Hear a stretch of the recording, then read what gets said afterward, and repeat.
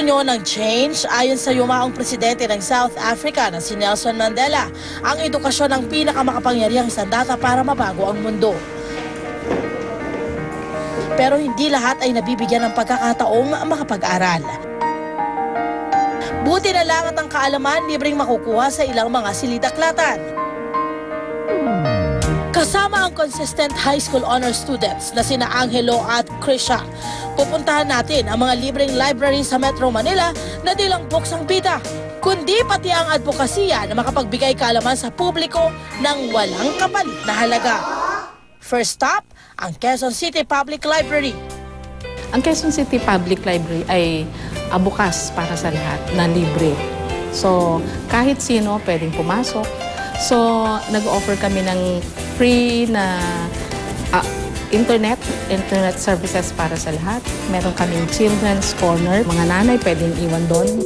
Mayroong total of 17,691 books ang library na ito na nahahati sa iba't ibang sections.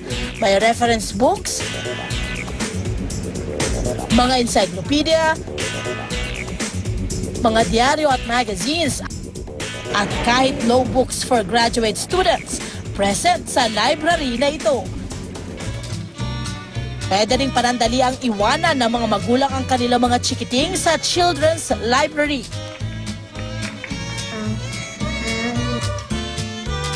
Pero bukod sa kanilang koleksyon ng mga libro, meron din silang 71 computers na libreng magagamit para sa online research.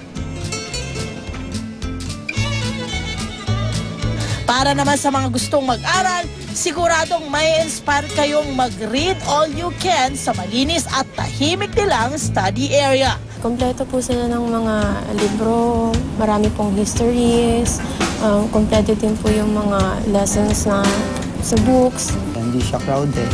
Then tsaka yung mga bestseller books po, available din po dito po. Tsaka malinis po. Kahit saan ka tumingin, malinis. Very organized yung mga bagay. At ang best part po dito is libre po yung wifi. Tapos mabilis po. Tsaka marami silang computers. Tsaka malaking tulong po sa amin lalo na sa mga hindi afford na mag-rent ng internet po. Bukas ang Quezon City Public Library mula Monday to Friday, 8 a.m. to 5 p.m. at Saturday mula 8 a.m. to 4 p.m. Maparesidente ng Quezon City o hindi, welcome dito. Kailangan lang magdala ng valid ID. At kung gusto nyong mag-take home ng libro for 1 week, bumili ng library card na valid for 3 years sa halagang 60 pesos.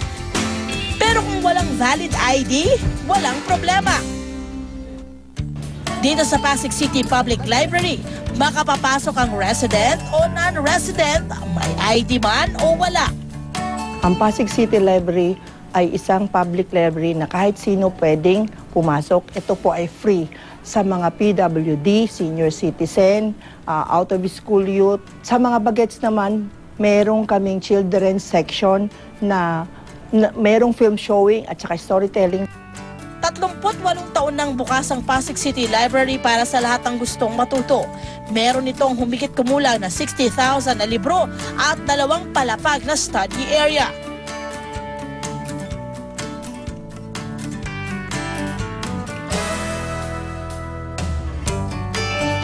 Kung may budget naman kayo, pwedeng pumasok sa Discovery Centrum sa halagang 30 pesos for kids at 50 pesos naman for adults.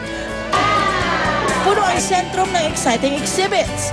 May film showing at science trivia. Meron din silang iba't ibang mga catalogs, textbooks. Then, mas marami kung dito sa high school. Yes, compare sa high school. Kasi doon talaga, more on talagang napakadami talagang kailangan po. Mga sources na kunin. Doon yung Discovery. Yan, doon po kami talaga nag-enjoy po talaga. Gusto ko yung tumataas yung buhok mo. Yung mukha na kung Yes. kulang na lang walis. Pero ang dinarayo rito, ang kanilang kiddie library. Dahil bentang-benta sa mga chikiting ang libreng storytelling activity na ginagawa ng weekdays tuwing 2:00 ng hapon.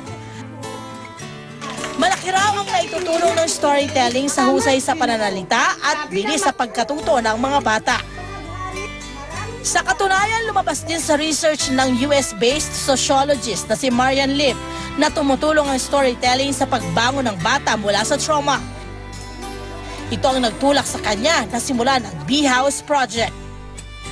Ang B-House Project is yung ginagawa ko ngayon. It's B for Bibliotherapy. Ang goal ng project is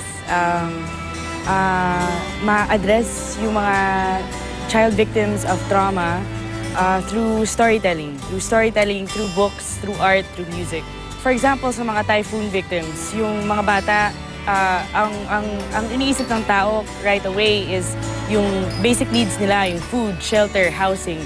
Pero hindi natin naiisip really like yung emotional needs nila, yung walang nag-explain sa kanila what's going on. The plan is to build a bibliotherapy house, a research center, a literacy center, and a mother children's library. Yun ang magiging home ng mga bibliotherapists. Sa kasalukuyan, nasa proseso ng fundraising ang B-House Project para maitayo ang kauna-unahang center nito sa San Juan, La Union.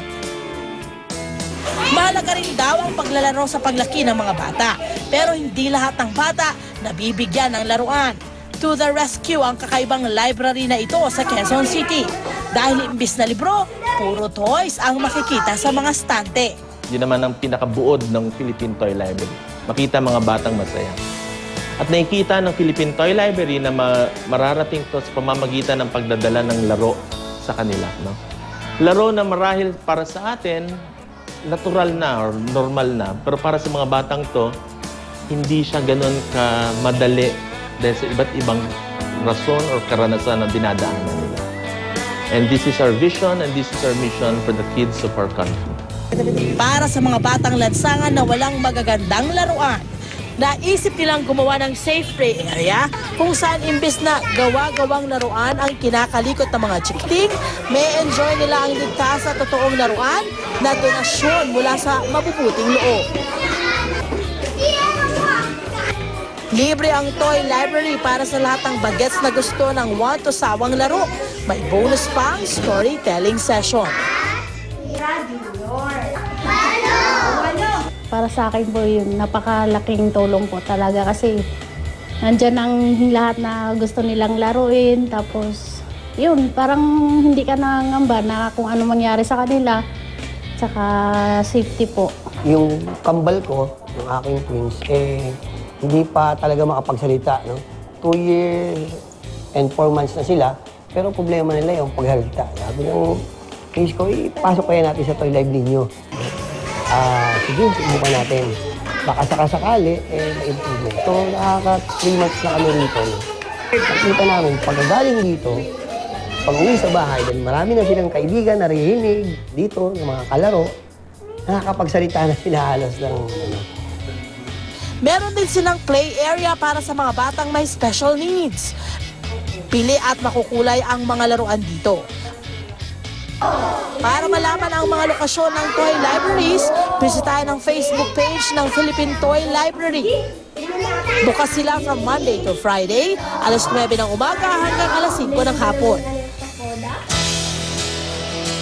Nakalulungkot mang isipin na hindi lahat ng kabataan ay nakapapasok sa paaralan. The good news is, may mga institusyong bukas para sa kanila na naway makatulong para masimulan ang magandang pagbabago ng ating bayan.